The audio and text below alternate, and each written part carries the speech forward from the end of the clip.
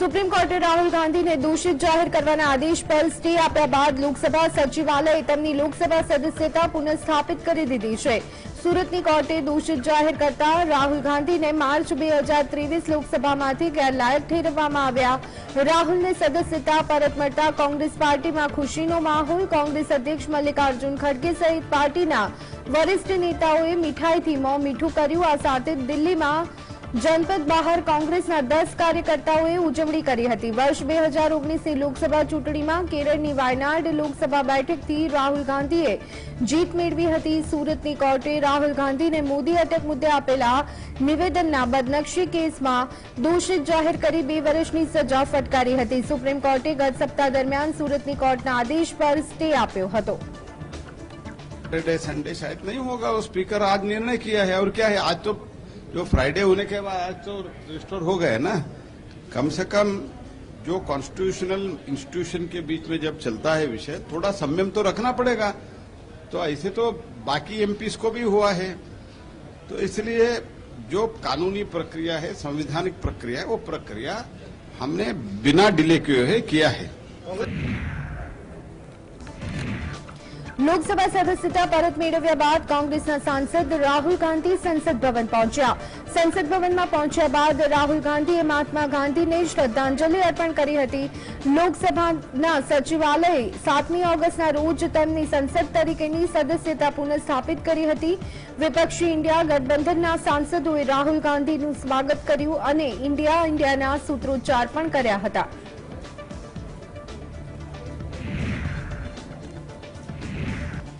वडाप्रधान मोदीए भाजपा कार्यकर्ताओं ने जाहिर संबोधन करता कह્યું હતું કે કોંગ્રેસે તેના શાસનકાળ દરમિયાન પંચાયતી રાજ સંસ્થાઓને સશક્ત બનાવવા માટે કોઈ ખાસ પગલાં લીધા ન હતા। મોટાભાગની કાર્યવાહી આંકડાઓ અને કાગળો સુધી જ મર્યાદિત રહી। જમ્મુ કાશ્મીર તેનું સૌથી મોટું ઉદાહરણ છે। વર્ષ 2019 માં કલમ 370 નાબૂદ કર્યા બાદ પહેલીવાર ગ્રામ પંચાયતની લઈ અને જિલ્લા સ્તર સુધીની ચૂંટણી થઈ। જમ્મુ કાશ્મીરમાં પંચાયતની ચૂંટણીમાં 35,000થી વધુ સ્થાનિક जनप्रतिनिधि चूंटाया और पहली बार जमीनी स्तर पर लोकतंत्र स्थापित थयुं। कांग्रेस के राज में पंचायती राज संस्थाओं को सशक्त करने के ठोस प्रयास कभी नहीं किए और जम्मू कश्मीर तो इसका सबसे बड़ा उदाहरण है। 2019 में आर्टिकल 370 हटने के बाद वहां पहली बार ग्राम पंचायत से लेकर जिला स्तर तक के चुनाव हुए। લોકસભામાંથી પસાર થયા બાદ દિલ્હી સેવા બિલની મતદાન અને ચર્ચા કરવા માટે રાજ્યસભામાં રજૂ કરવામાં આવશે। વિપક્ષી ઇન્ડિયા ગઠબંધનના સાંસદ સભ્યોએ આ બિલનો સદનમાં વિરોધ કર્યો હતો, પરંતુ બીજેડી અને વાયએસઆરસીઆર જેવી પાર્ટીઓના સમર્થનથી આ બિલ સંસદના ઉપલા ગૃહમાં પણ સરળતાથી પસાર થઈ શકે છે। વર્તમાન સ્થિતિ પ્રમાણે રાજ્યસભામાં કુલ સાંસદોની સંખ્યા 237 છે, જ્યારે ભાજપ અને તેના સહયોગી દળો પાસે સાંસદના ઉપલા ગૃહમાં કુલ 105 सांसद सभ्य है। बीजेडी और वायएसआरसीआर पार्टी कुल 18 सांसद, જ્યારે કેટલાક અપક્ષ सांसदोए પણ ભાજપને ટેકો જાહેર કર્યો છે। આમ દિલ્હી સેવા બિલના સમર્થનમાં કુલ सांसद સભ્યોની સંખ્યા 130 છે, જ્યારે તેનો વિરોધ કરનાર વિપક્ષી ઇન્ડિયા ગઠબંધનના सांसद સભ્યોની સંખ્યા 104 છે।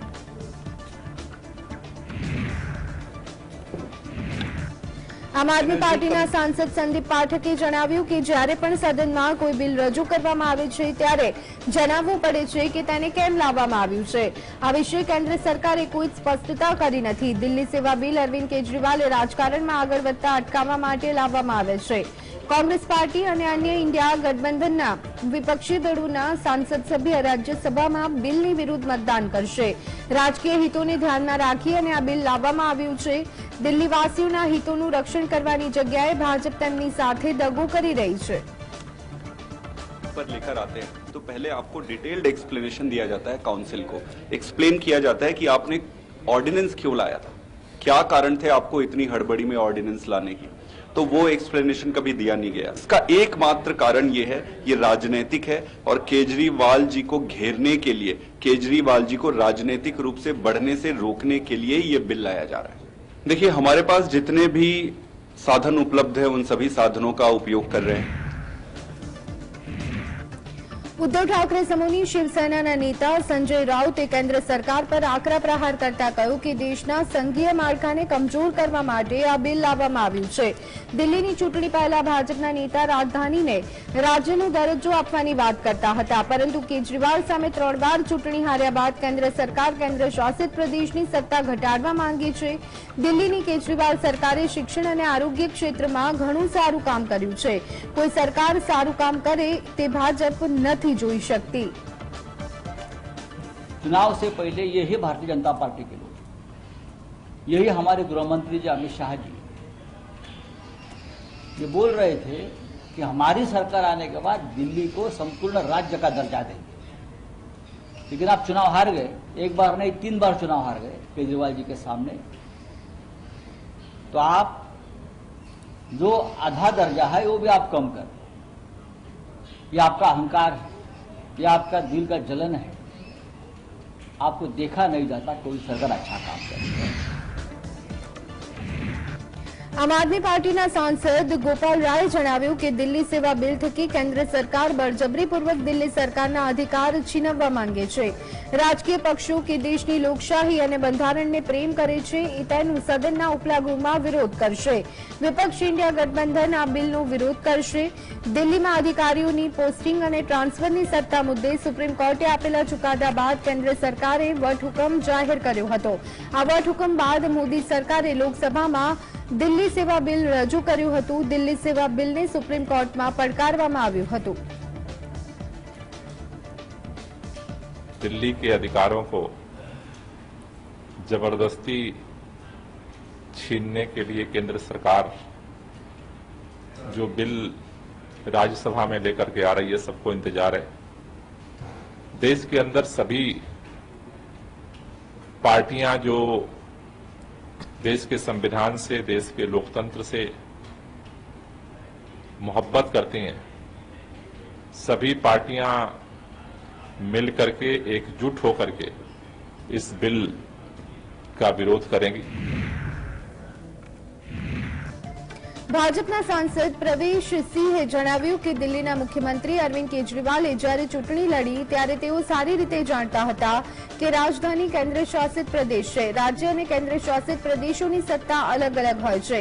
કેજરીવાલ દિલ્હીમાં અધિકારીઓની પોસ્ટિંગ અને ટ્રાન્સફરની સત્તાની માંગ કરે છે, પરંતુ દિલ્હીમાં જ્યારે ભાજપના મુખ્યમંત્રી હતા ત્યારે પણ તેમને આ સત્તા મળતી નહોતી। કેજરીવાલ લોકો સમક્ષ એવું દર્શાવવા માંગે છે કે તેમની પાસે અધિકાર નથી અને માટે તેઓ કામ નથી કરી શકતા। આ વાત ખોટી અને પાયાવિહોણી છે। अरविंद केजरीवाल का ये कहना कि मुझे ट्रांसफर पोस्टिंग का अधिकार देना चाहिए, तो ये अधिकार ना तो आज से 20 साल पहले किसी कोई अगर हमारा भी मुख्यमंत्री रहा उसके पास भी नहीं थे, उसके बाद में कांग्रेस की शीला दीक्षित जी रही तो ये सारे अधिकार उनके पास भी नहीं थे। आज वो बार बार एक ही मुद्दे को लेकर आते हैं, तो दिल्ली की जनता को दिखाना चाहते हैं कि मैं कोई काम इसलिए नहीं कर पा रहा क्योंकि मेरे पास अधिकार नहीं है, और ये बात बिल्कुल भी ठीक नहीं है। तो अभी गृह मंत्री जी ने लोकसभा में बहुत ही अच्छे से विस्तार से ये सारी बातों को बताया कि क्यों हम अपना ये अमेंडमेंट लेके आ रहे हैं। આમ આદમી પાર્ટીના સાંસદ સુશીલ ગુપ્તાએ જણાવ્યું કે કેન્દ્ર સરકાર દિલ્હી સેવા બિલ પ્રયોગના ભાગરૂપે લાવી છે। તેમણે દાવો કર્યો છે કે આ બિલનો સૌથી પહેલો પ્રયોગ દિલ્હીમાં અને ત્યાર પછી બિન ભાજપ શાસિત રાજ્યમાં પ્રદેશની સરકારોને કમજોર કરવા માટે કરવામાં આવશે। લોકશાહીમાં વિશ્વાસ રાખનાર તમામ રાજકીય પક્ષો આ બિલની વિરુદ્ધ મતદાન કરશે। કેટલીક પાર્ટી કોઈ દબાણ હેઠળ આ બિલના સમર્થનમાં મતદાન કરશે। एक्सपेरिमेंटल बिल बीजेपी लेके आ रही है, जिसकी शुरुआत दिल्ली से करके सारे संघीय ढांचे को कमजोर करना चाहती है। एक्सपेरिमेंट ये दिल्ली पे कर रही है। जहां जहां पे भी नॉन बीजेपी की सरकार होगी, इसी तरीके के बिल लाके वहां पे सरकारों को कमजोर करेगा। ये एक प्रयोग यहां से शुरू हो रहा है। लोकतंत्र के अंदर विश्वास रखने वाले सभी दल इस बिल के विरुद्ध में वोट करेंगे।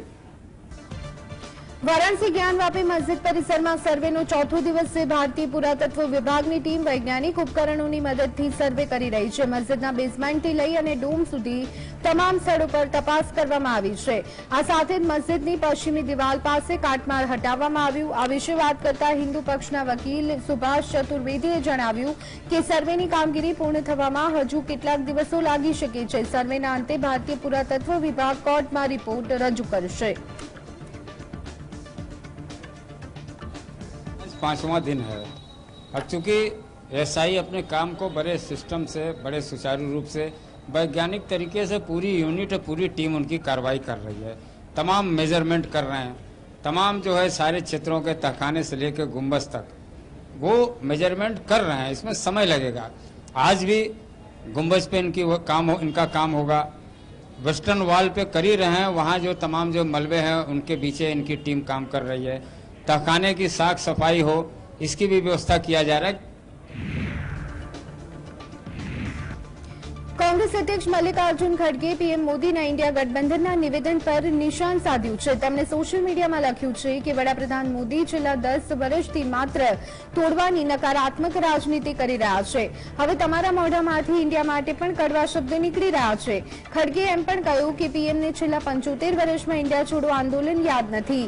તેમના રાજકીય પૂર્વજોએ આ અભિયાનનો વિરોધ કર્યો હતો, પરંતુ હવે તેમને આંદોલન યાદ આવી રહ્યું છે.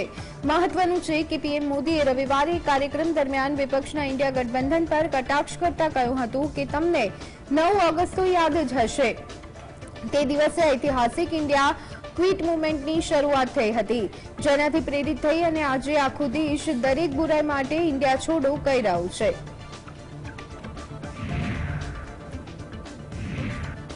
જમ્મુ કાશ્મીરના રાજૌરીમાં સુરક્ષા દળો અને આતંકવાદીઓ વચ્ચે અથડામણ ચાલી રહી છે. એક મીડિયા રિપોર્ટ્સ પ્રમાણે જમ્મુ કાશ્મીરના રાજૌરી, પૂંચ અને પીર પંજાલ ક્ષેત્રમાં 2 થી 3 આતંકવાદી સંગઠનો સક્રિય થયું હોવાનું સામે આવ્યું છે. દરેક જૂથમાં 2 થી 3 લોકો હોવાની શક્યતા છે.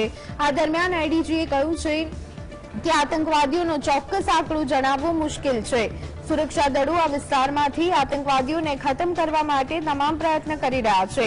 મહત્વનું છે કે જમ્મુ કાશ્મીરના રાજૌરીમાં શનિવારથી સુરક્ષા દળો અને આતંકવાદીઓ વચ્ચે અથડામણ ચાલી રહી છે, જેમાં એક સંદિગ્ધ પાકિસ્તાની આતંકવાદી માર્યો ગયો હતો અને તેની પાસેથી મોટી માત્રામાં હથિયારો અને દારૂગોળો મળી આવ્યો હતો.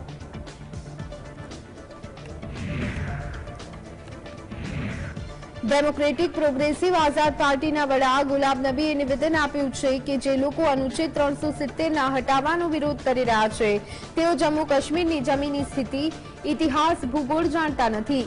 કલમ 370 કોઈ ચોક્કસ પ્રદેશ, પ્રાંત અથવા ધર્મ માટે ન હતી, પરંતુ તે બધા માટે સમાન રીતે લાભદાયી હતી.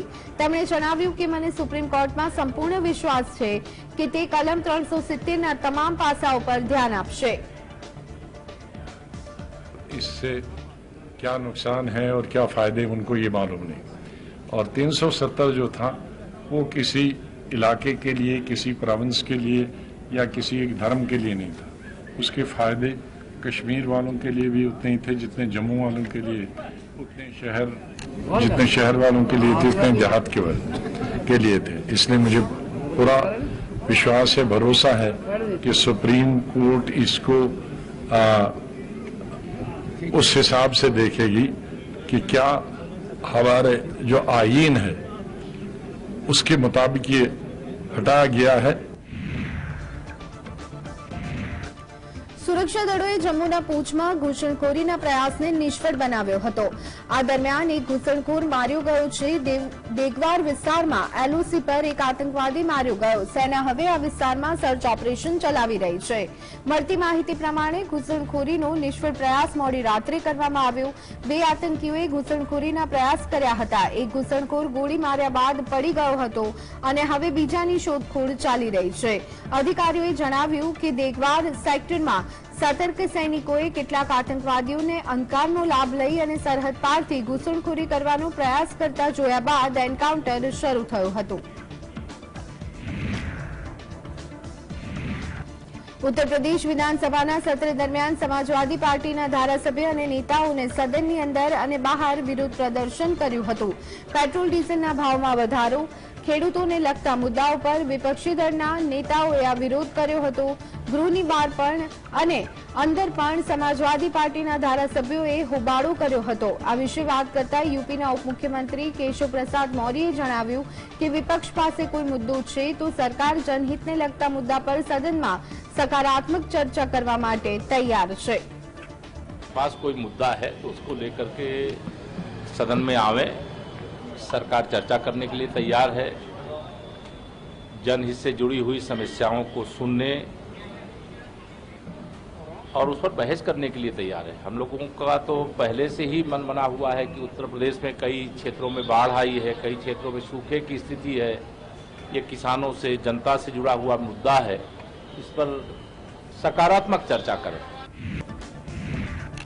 हरियाणाના ઉપમુખ્યમંત્રી દુષ્યંત ચૌટાલાએ પાર્ટીના કાર્યકર્તાઓને જાહેર કરાયેલા સંબોધનમાં કહ્યું હતું કે આપણે નૂના લોકોનો સાથ આપવો જોઈએ અને એવા તત્વો કે જે આપણી સુખ શાંતિ અને ભાઈચારાને નુકસાન પહોંચાડે છે તેમને જવાબ આપવો પડશે।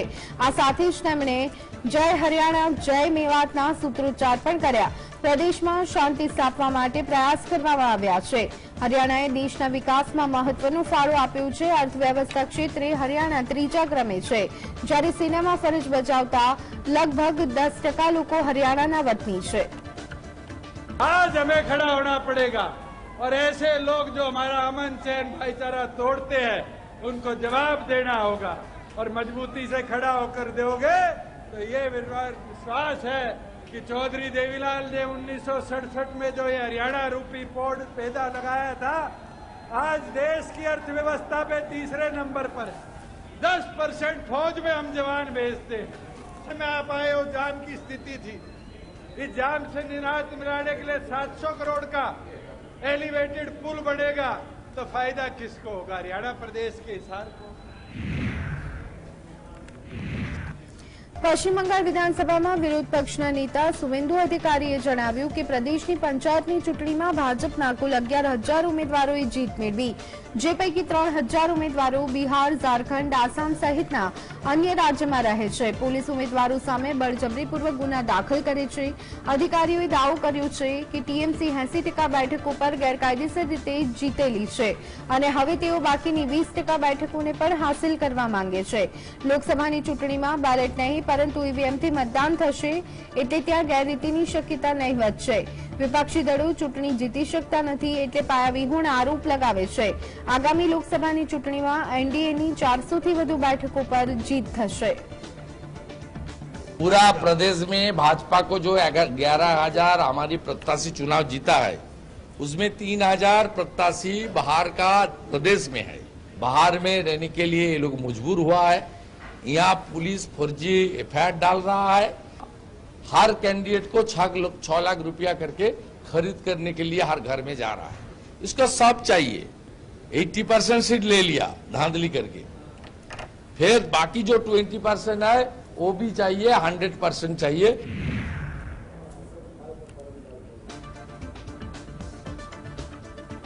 इंडियन स्पेस रिसर्च ऑर्गेनाइजेशन इसरोए रविवारे चंद्रयान 3 ना कैमेरा द्वारा कैप्चर कराયેલા ચંદ્રની પ્રથમ તસવીરો જાહેર કરી। ચંદ્રયાન 3એ શનિવારે ચંદ્રની ભ્રમણ કક્ષામાં પ્રવેશ કર્યા પછી આ દ્રશ્ય દેખાયું હતું। વિડીયોમાં જોવા મળી રહ્યું છે કે ચંદ્ર પર વાદળી લીલા રંગના ઘણા ખાડાઓ છે।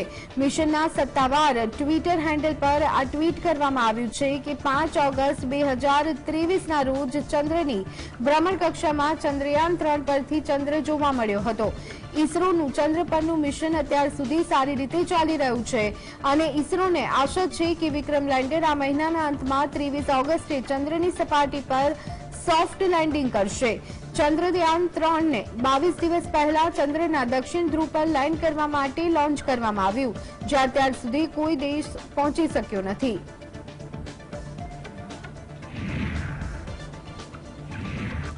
उत्तराखंड में केदारनाथ जता पहला रस्तामां आवता रुद्रप्रयागना गौरीकुंडमां भारे वरसादना कारणे मंदाकिनी नदी में भूस्खलन थयुं, जेमां शुक्रवारे 3 लोकोना मौत थया। તો રવિવાર સુધી ચાલેલા રેસ્ક્યુ અને સર્ચ ઓપરેશન બાદ પણ 20 લોકો લાપતા બન્યા છે. આ સર્ચ ઓપરેશનમાં એસડીઆરએફ, એનડીઆરએફ અને ડીડીઆરએફની ટીમો પણ લાગી છે. આ 20 ખોવાયેલા લોકોમાં 17 નેપાળી નાગરિકો હોવાનું ઉત્તરાખંડના ડીજીપી અશોક કુમારે જણાવ્યું હતું.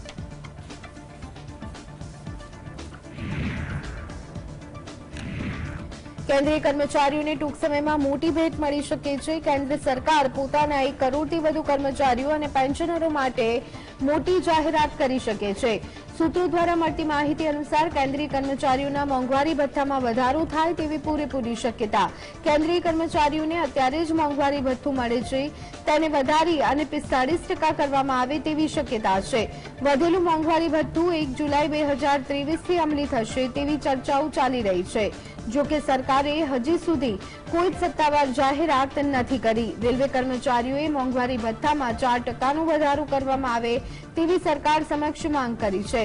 આપને જણાવી દઈએ કે છેલ્લે 24 માર્ચના રોજ મોંઘવારી ભથ્થામાં વધારાની જાહેરાત કરવામાં આવી હતી. અગાઉ જાહેરાત થઈ ત્યારે કેન્દ્રીય કર્મચારીઓએ 38% મોંઘવારી ભથ્થું મળતું હતું, જેને વધારી અને 42% કરવામાં આવ્યું હતું.